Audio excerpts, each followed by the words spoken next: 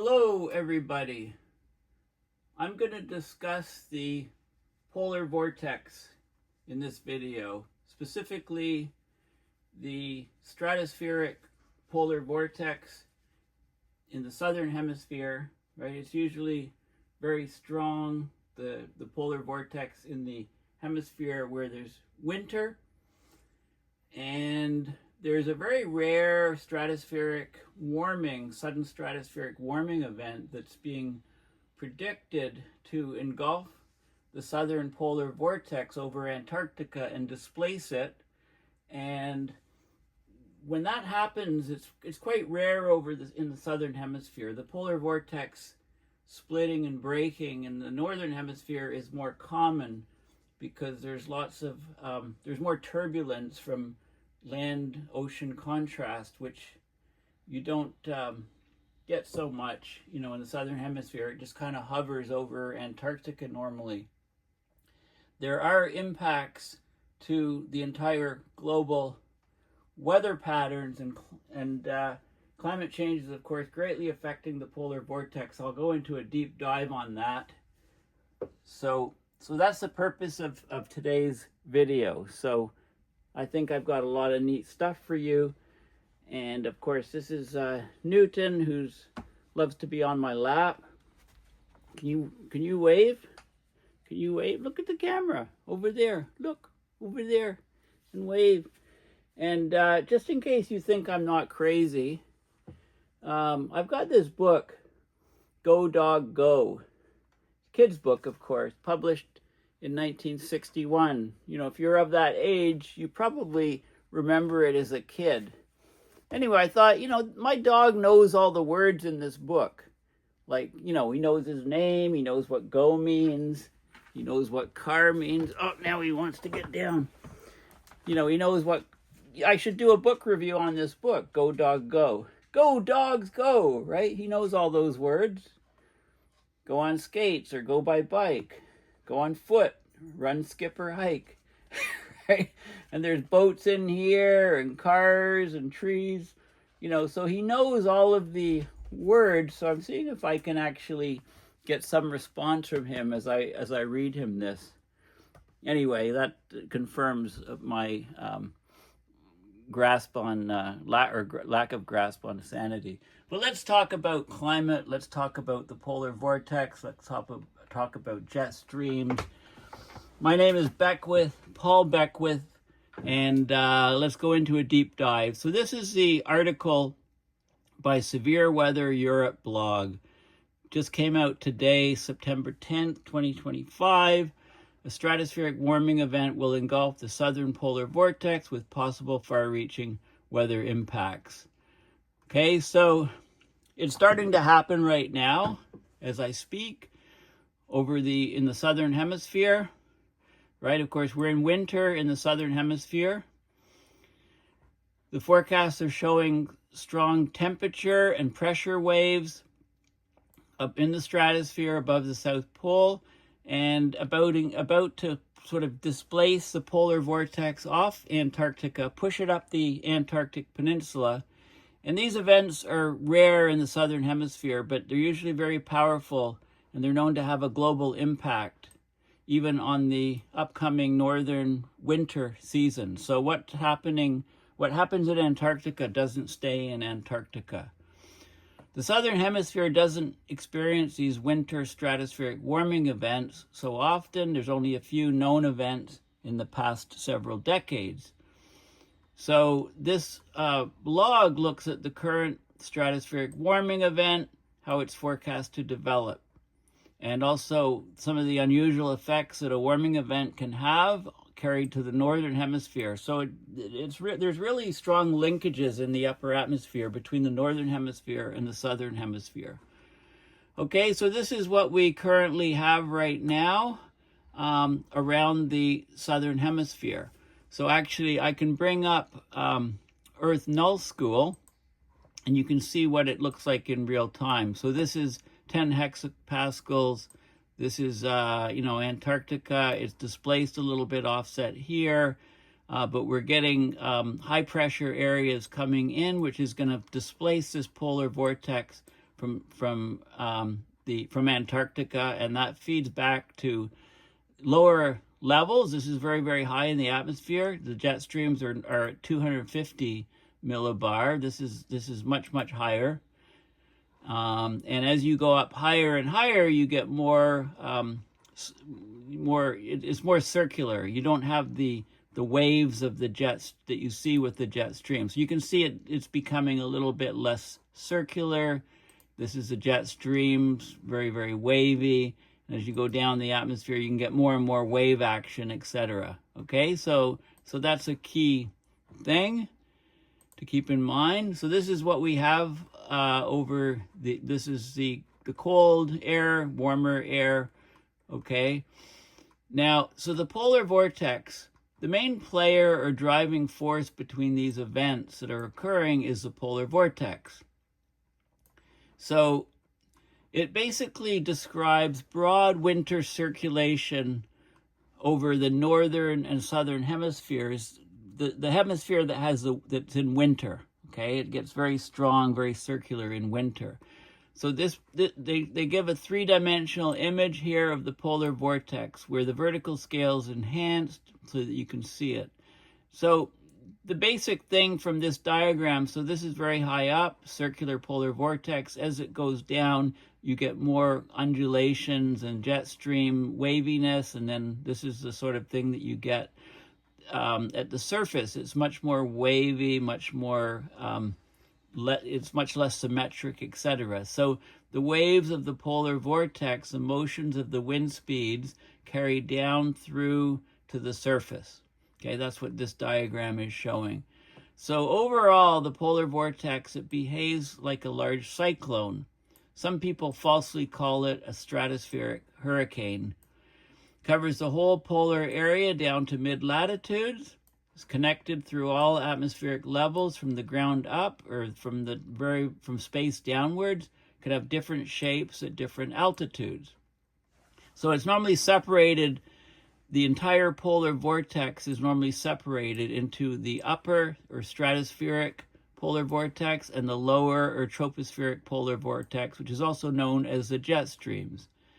Okay, so they're connected, but we often talk about them as two separate systems. So this is from NOAA Climate.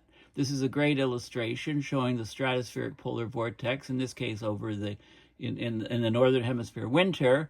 You can see it's quite circular, it's very strong, and then as we go lower in the atmosphere, and it spreads away from the pole, and it gets these undulations that we call, this is a tropospheric polar vortex. We also call it the jet streams or Rossby waves. Okay, so they're all connected. The upper or stratospheric part of these wind circulation patterns on the planet is more circular and symmetrical because it spins higher above the ground. There's fewer obstacles in its flow, like complex terrain and mountains in the lower levels. There's also more obstructions in the northern hemisphere to the flow than in the southern hemisphere, as I've mentioned. So all you need to really know is that the upper and lower parts of the polar vortex are connected, and changes in the upper part can significantly impact weather anomalies in the lower parts, okay, and the weather we experience at the surface. Okay, so this is a good illustration showing the polar vortex at different altitudes. Okay, the closer we go to the ground levels here, this is in the middle troposphere. Now, the tropopause, dividing the troposphere and stratosphere, varies from about 17 kilometers high at the equator to about 7 or 8 kilometers at the pole. So since we're looking down at the pole, the tropopause is about 7 kilometers. So the middle tropopause, about 3.5 kilometers above the Earth. So you can see these waves, which probably you're very familiar with now, the Rossby waves, the jet stream configuration. If you go up higher into the lower stratosphere, in this case over the pole, maybe 10 kilometers high or something, you still get the undulations, but it becomes more and more symmetric, more and more circular. Go to the middle stratosphere, and it's much more circular, and then go to the upper stratosphere, and we get a very strong circular pattern. This is the Stratospheric Polar Vortex. Okay, so again, this diagram here just shows two of the levels, and as you go closer to the ground, you get more undulation. As you go higher up, you get more circularity. Okay, so that's a key factor. And we're showing the northern hemisphere here, but it's exactly the same in the southern hemisphere. But there's much less terrain there, right? The ocean goes completely around Antarctica, as opposed to the ocean being contained by land in the Arctic. So there's fewer disruptions of the stratospheric polar vortex. Sudden stratospheric warming is much rarer in the southern hemisphere. And in fact, the last one, major one, was like decades ago, but it's happening right now. So there's a new stratospheric warming event happening right now over Antarctica. The event occurs exactly the same way as over the northern hemisphere, and it can grow in strength over time. Okay, so this year, in mid-March, we had a sudden stratospheric warming event in the northern hemisphere over the Arctic. And that brought a rapid rise in pressure and temperature into the stratosphere, collapsed the polar vortex circulation, impacted weather patterns below for up to several weeks, extending outward. So this happened. So here's an image of the mid-stratosphere, 31 kilometers above the Earth, or 18.5 miles, from mid-March over the North Pole. So you can see the stratospheric high-pressure system here taking over the polar regions and splitting the polar vortex. So this high-pressure area came in, it split the polar vortex. The lows are separated. So we had two separate cores of low pressure. So this is a stratospheric warming event, even at its peak power. Okay, so you can see the splitting here. So this happened in March. This is from March 4th. So such a strong warm anomaly is only seen during stratospheric warming events. This was unusually strong for March compared to previous early spring sudden stratospheric warming events that have happened in the past over the Arctic. And it had a big impact on the atmosphere. Okay, so this diagram shows altitude here, ground going up to 1 hexapascal, 10 hexapascals is a lot of the images are at, and the red is higher pressure, higher temperature anomalies. The blue is low pressure, and you can see how it propagates from March 10th through to May, and it comes lower. The higher pressure, warmer areas comes lower and lower, down 200 millibar. That's about where we talk about the jet streams, and it comes down and it disrupts the jet streams. So we get this warming, and then it propagates downward over several months. Okay, so the large mass of high pressure is the stratospheric warming anomaly. It slowly moves downward to the weather layer.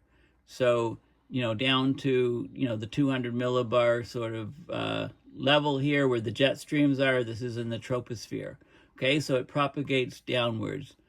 So it's all connected, right? The weather patterns are all connected, not just around the whole globe, but from space actually down to the ground.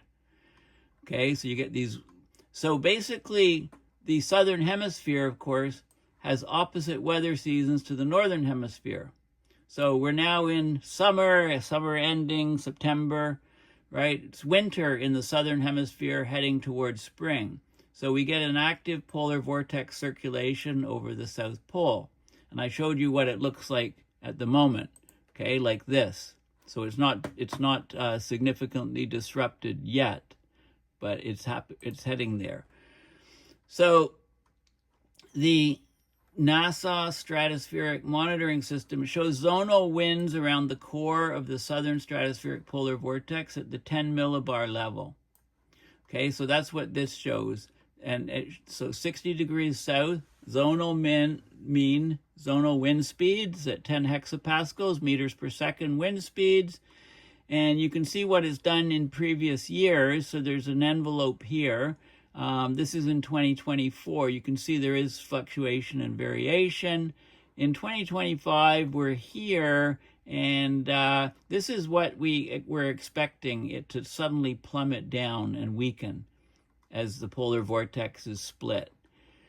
Okay, the core right now, the core over the South Pole is colder than normal, but it's been moved out of place. Okay, so this is from September 7th. This is the cold core. You can see the outline of Antarctica underneath here, with the Antarctic Peninsula here and Antarctica here, basically. So the cold core is being pushed off Antarctica by a warm core coming here. Okay, the warm core, the high pressure anomaly, is building and pushing against it. Okay, and it's basically displacing the whole, it's going to displace the whole polar vortex. So this is the forecast. This is how it's occurring here, and it's going to be displacing the cold part.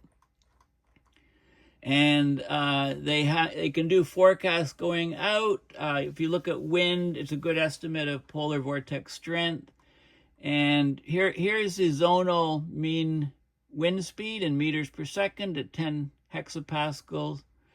You can see where we are right now. Okay, it's very strong, 75 meters per second wind speed, and that's expected to start plummeting to, within 2 weeks, it'll probably be half its strength, and it'll continue downward.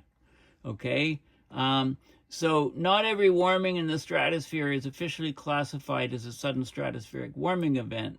You need to have stratospheric winds generally drop below zero, but it's heading to be that. It may actually reach it, it may not. But even without a full reversal, any stronger changes in the stratosphere can reflect downwards and impact the daily weather. As I showed you, the propagation downwards to impact weather patterns to reach the surface. So what are those strong waves that will greatly reduce the strength of the southern polar vortex? Usually, the early warning and pressure waves can be a prelude to stronger events that follow behind, with a proper stratospheric warming event unfolding that can disrupt the entire polar vortex. So this is the pressure anomaly for next week that's forecast. This high pressure is going to be pushing the polar vortex off the pole.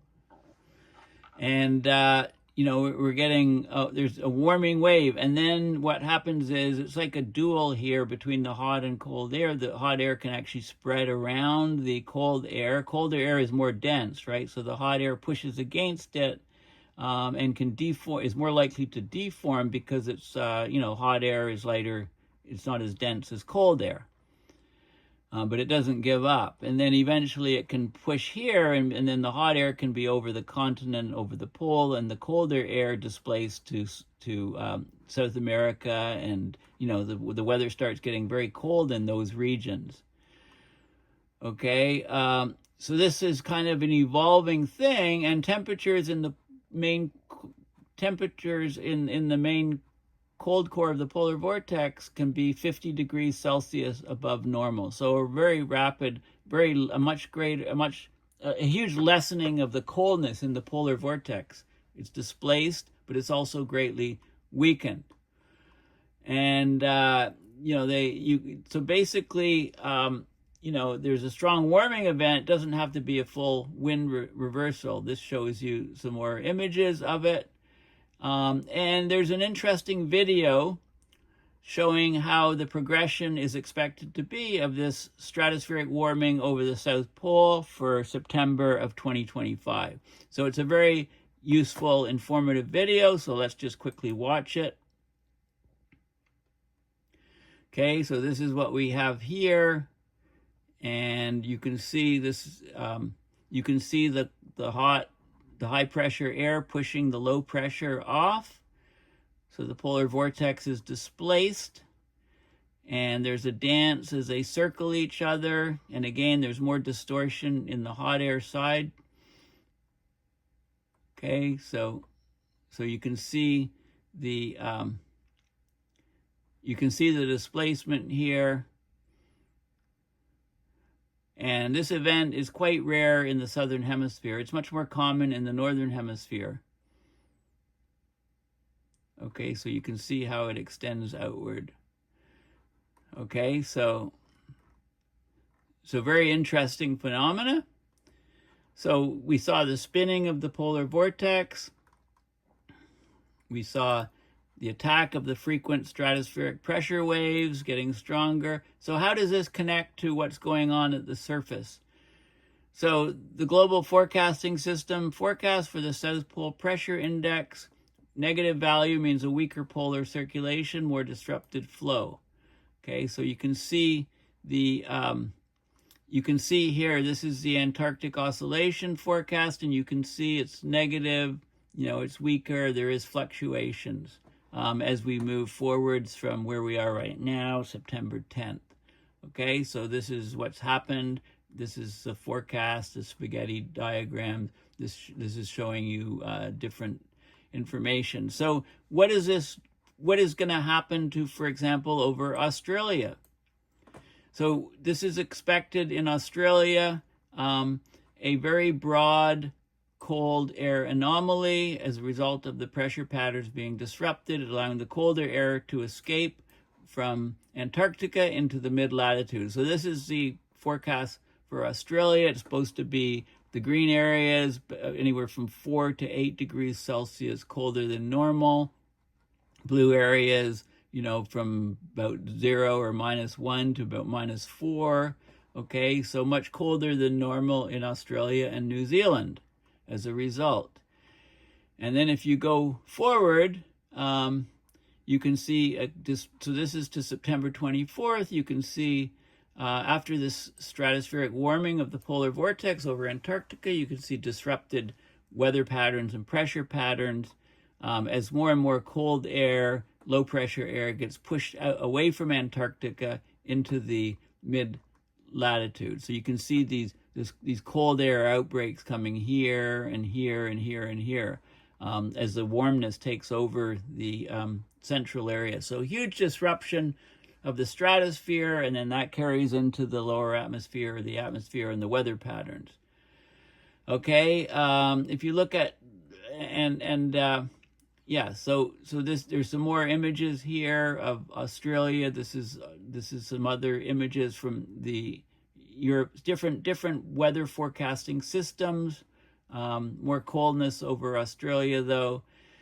So why do you care about a stratospheric warming event over the South Pole if you live in the northern hemisphere?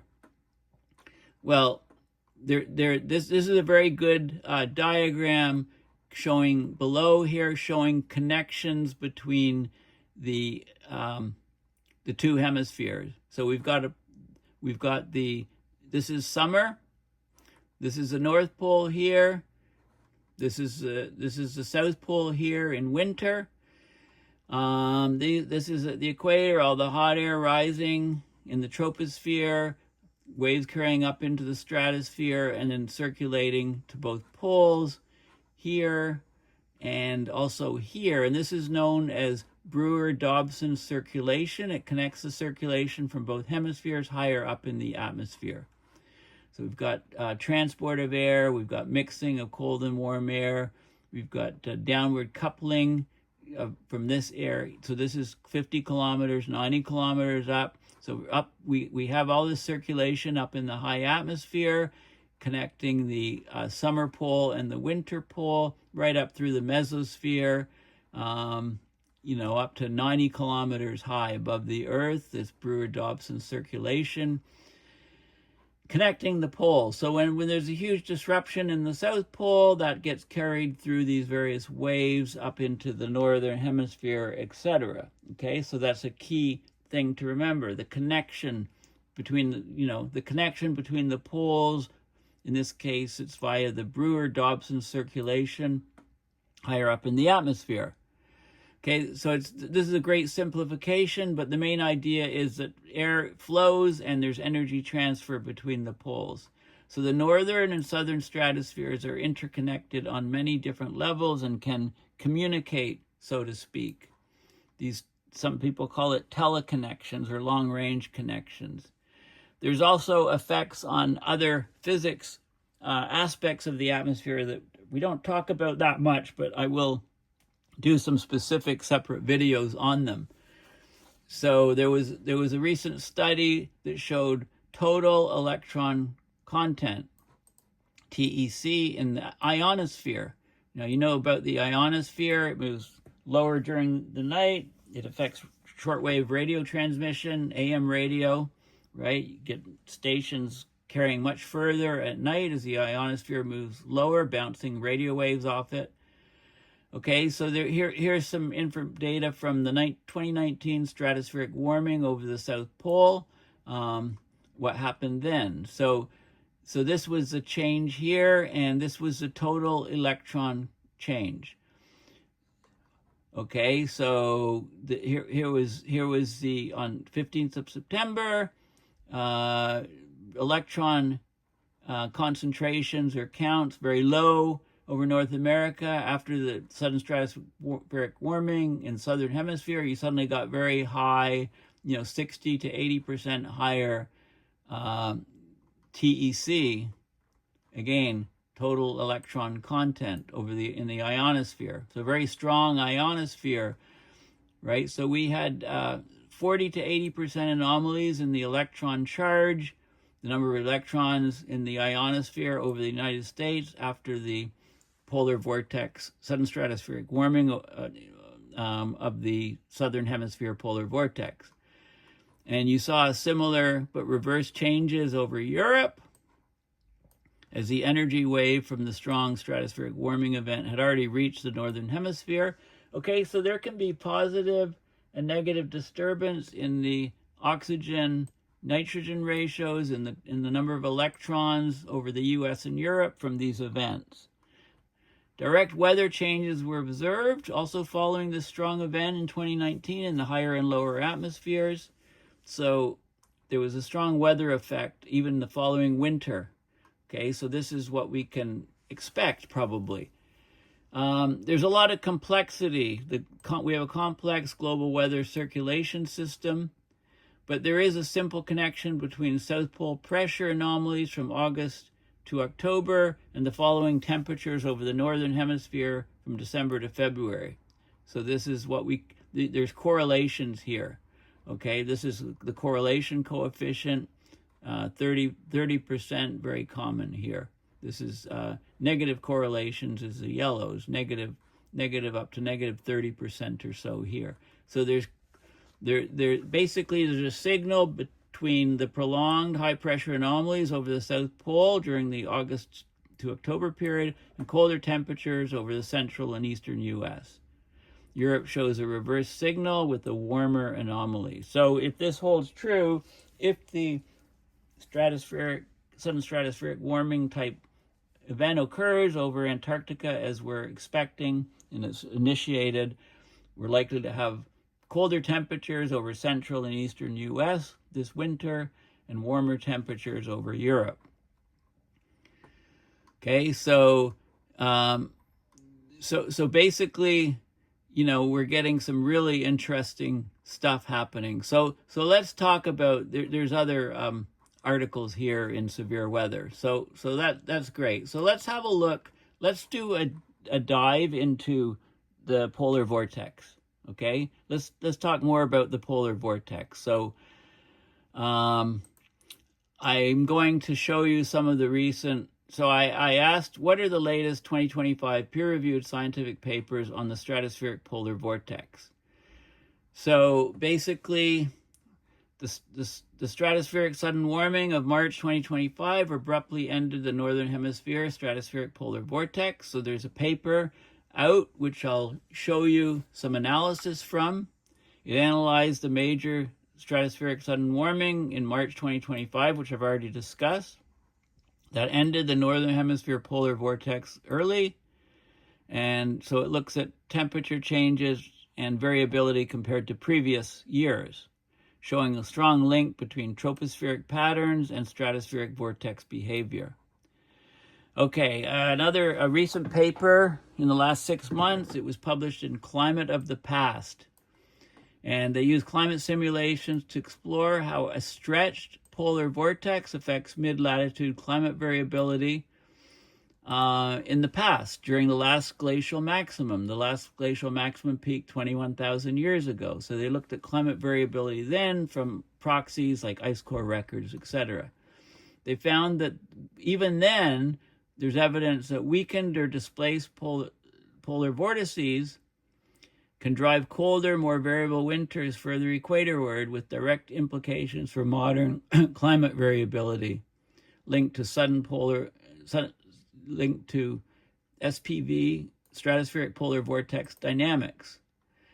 They looked at there was a paper in Weather and Climate Dynamics that looked at the stratospheric wave reflection over the North Pacific. You know, how the downward propagating wave reflection contributes to polar vortex variability and can encourage or make the risk of major sudden stratospheric warming higher, which would then lead to weather extremes in mid-latitude. So this is all connected to weather extremes. The polar vortex patterns can explain shifting U.S. winter cold despite climate warming.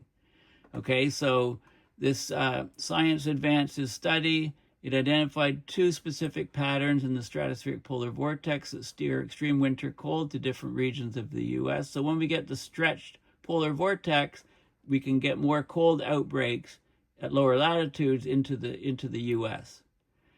The stratospheric polar vortex also has different controls over transport of aerosols over Antarctica. So the strength and position of the stratospheric polar vortex, it affects aerosol movement, it affects ozone depletion risks in Antarctica. No surprise there with the ozone, because if it's much colder, it's more likely to have a larger ozone hole. There was a study, a meta-study looking at trends and anomalies in the coherence of the southern polar vortex, how it stays together, whether it spreads, whether it breaks up and splits. They looked at 26 years of data to look at trends and anomalies in the polar vortex structure. There's papers on cold air outbreaks, how they're continuing in a warming world, the impacts of the stratospheric polar vortex behavior on the frequency and geographic distribution of the cold outbreaks. Okay, so this is Woodwell Climate, which is where Jennifer Francis is. Okay, so there's a lot of questions there. Of course, the Hunga volcano in 2022, which I discussed in my last video talking about that paper, greatly affected the stratospheric polar vortex. Okay, the Hunga Tonga 2022 eruption put massive amounts of water vapor and a moderate amount of sulfur dioxide into the stratosphere. The material was sent higher into the atmosphere than any eruption in the satellite era. So it went up to 58 kilometers high, definitely into polar vortex territory, put in unprecedented volumes of water vapor in the stratosphere. Okay, and there's a lot of effects from that. On global climate, on atmospheric circulation, on the stratospheric polar vortex, but there are also lots of regional effects. So there was southern hemisphere cooling. The Hunga eruption cooled the southern hemisphere by about 0.1 Celsius, mostly due to sulfate aerosols reflecting sunlight. There was a stratospheric changes. The large stratospheric injection changed water vapor composition, altered stratospheric temperature structures.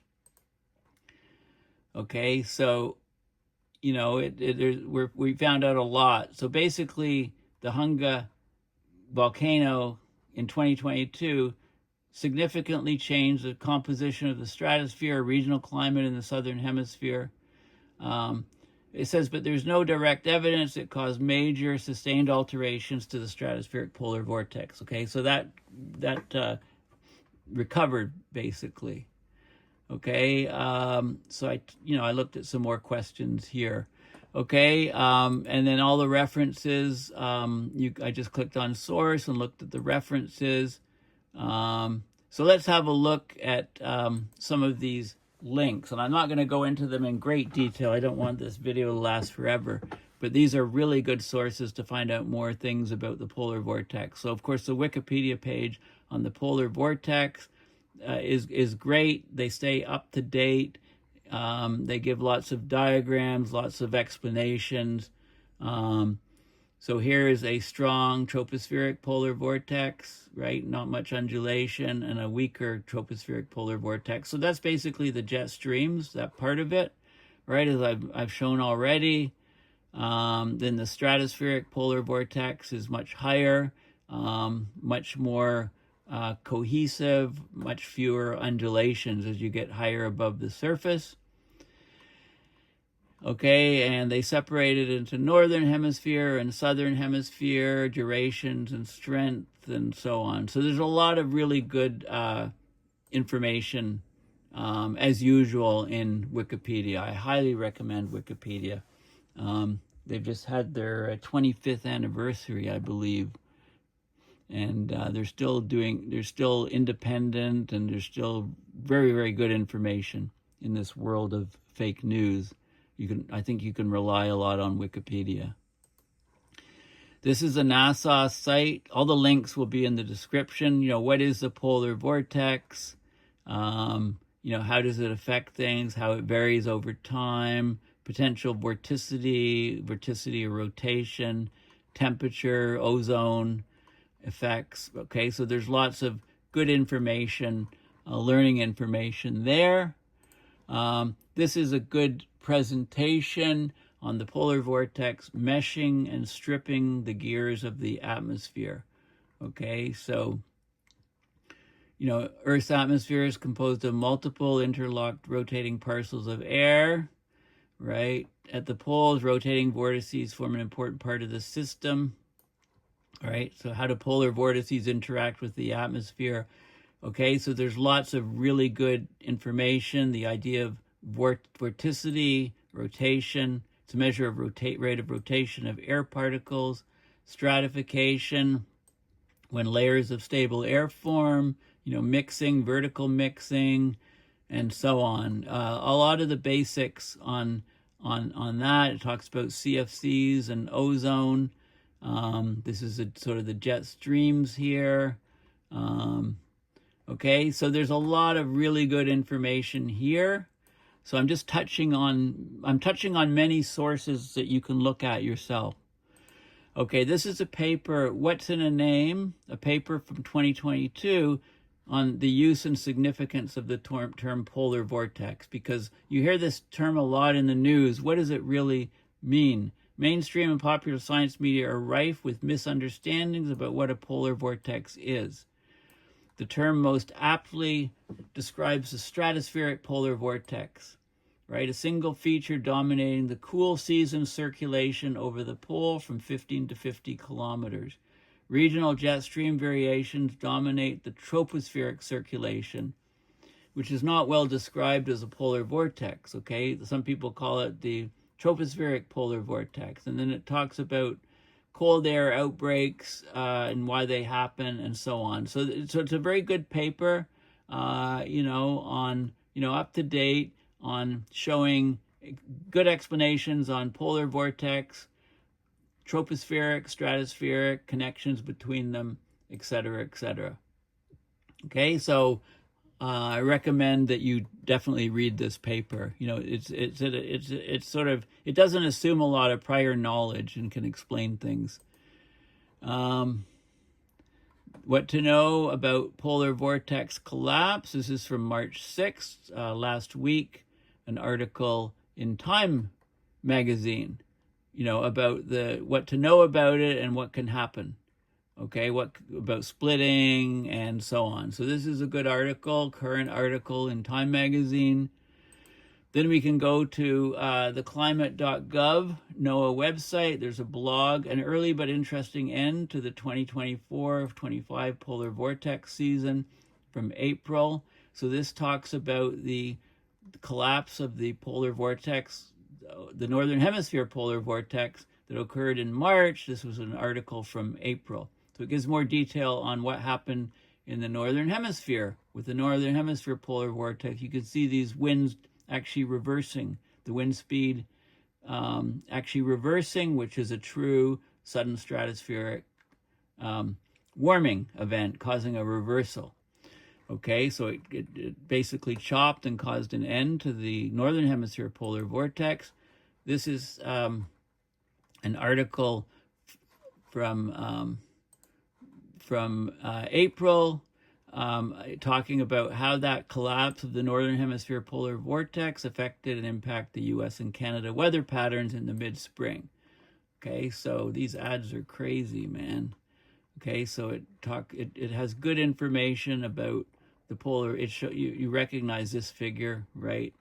So it gave good understanding of what happened to the polar vortex, what it looked like February of this year, and then how it broke apart. With the warming, you've also recognized this image. I've shown it, the high and low. So how the polar vortex collapsed. And then it went to this. By March 20th, it was completely bimodal and split by the sudden stratospheric warming. And they show. Let's just play this video, okay?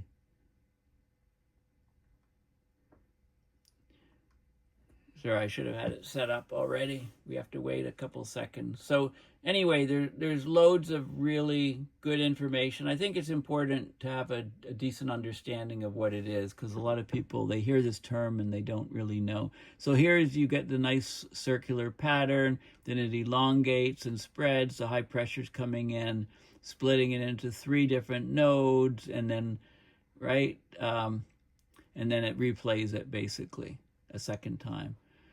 Okay, so this is what happened, and I've already shown you the video of what's expected to happen. This is what happened with the Arctic polar vortex back in March, the sudden stratospheric warming splitting it, and now it looks like the same thing is happening in the southern hemisphere. This article from the UK Met Office explains sudden stratospheric warmings in more detail. Okay, how does it happen? Lots of questions about predictions and how it propagates up through the atmosphere and so on. Okay, so let's move on. This is severe weather Europe, the winter 2025-26 early forecast. We're getting, the La Nina plays into it. Polar vortex. So this is a recent article from mid-August on what's expected, and it looks like the prediction of what's expected is starting to initiate right now. Okay, so well worth reading what they were saying a few months ago about it. Strong early signs suggest a different polar vortex will develop. So this is a paper from just a few days ago, preceding the one I just showed you at the beginning, preceding this article here. Okay, so I don't need to go over it. I'm just telling you it's there. You can have a look at it. Strong early signs suggest a different polar vortex. This is also from just a few days ago. So every day they're coming out with articles. Make sure you follow the Severe Weather Europe blogs. How climate change may be affecting the polar vortex. Okay, so we know there's definite effects. This is a stable polar vortex, and the jet streams, polar jet streams, disrupted polar vortex splitting, much wavier, many more cold outbreaks going to much lower latitudes. Okay, so that's the key factor. Extreme cold still happens in a warming world. In fact, climate instability may be disrupting the polar vortex. Okay, so this is a good article also. I'll just talk about a few more. Earth is warming, so why is it so cold, right? The polar vortex always comes in. Polar vortex pattern explaining shifting U.S. winter cold despite warming climate, cold outbreaks. And then this is a good paper from a few years back. Polar climate change as manifest in atmospheric circulation. So it talks about the atmospheric circulation, how it's affected by the greatly warming temperature application of the poles. Remember, the Arctic is warming at least 4 times faster on average than the rest of the planet. right? That lowers the temperature gradient to lower latitudes. It causes the jet streams to slow down and get wavier and disrupted. So there's a great increase in the frequency, severity, duration, and location of extreme weather events around the planet, which are hitting us in spades right now. So this is a good review paper of what we knew, and you can see how things have changed from this paper when it was written. But this was like a classic paper. And then, of course, play around with Earth Null School. I mean, you can look at what's happening. So this is right now, still winter in the southern hemisphere, moving into spring, small, very strong stratospheric polar vortex. You can wind speeds 400 kilometers an hour here, 350 kilometers an hour, very, very high wind speeds. Right, and then you can look at what's happening in the northern hemisphere right now. As our summer's ending, almost no activity at 10 millibar, right? Very weak meandering winds, but there's not much of anything going on there until you get down to lower latitudes, right? This is like 34 degrees north. So from about 30 north or so to the pole, very little happening up in the upper atmosphere. Over that pole, totally different situation here, and then things reverse, as we go in, as the seasons change. Okay, so play around and try all the different parameters with, you can look at how does this change as you go to lower altitude. So this is 7. So this is at 10 hexapascal air pressure. Then 70, you get elongation, compare the two, right? You get more abrupt changes. It's less smooth, less circular. Vorticity's changing. Then the jet streams, huge waviness. And then as you go lower, you can see these wave patterns still extending basically all the way down to the surface, right? The undulations and the wave patterns. So I hope this video has given you some insights into how all of the different levels through the atmosphere are connected, and how the things change throughout the season, how things shift from one pole to another, and what we have to look forward to with the stratospheric warming in the southern hemisphere and how it can propagate up. I talk especially through the Brewer-Dobson circulation, which is very important and important to understand the connections. You don't need to remember the name Brewer-Dobson, but if you remember the connection, at very high altitudes above the surface of the Earth, the connections from the two poles via the Brewer-Dobson circulation. So anyway, thank you for listening. I've gone on long enough. Make sure you pick up your copy of Go Dog Go. You can give it to your grandkids or your kids if applicable, or you can, if you have neither, you can read the stories to your dog. He'll recognize a lot of the words in the book. Anyway, thank you for listening. Please go to paulbeckwith.net and donate to PayPal to support my research and videos. I'm also on Patreon. You can find me. And if you're in any social media application, including Truth Social and Threads and Mastodon and Blue Sky, and I'm actually posting short videos on Twitter, on TikTok, to the horror of my youngest son.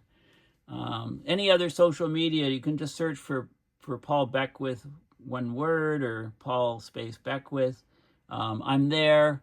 And at one point I should put all of the direct links to all these social media things, so you can follow me on all of these things. And please, the biggest thing to do is to subscribe to my YouTube channel, support my work and videos, and try to just spread it around. If everybody watching this video spreads it, sends a link to one friend who subscribes, we can really get something going here. And my whole spiel is, my whole raison d'etre is to communicate climate change to everybody in everyday terms, non-technical jargon.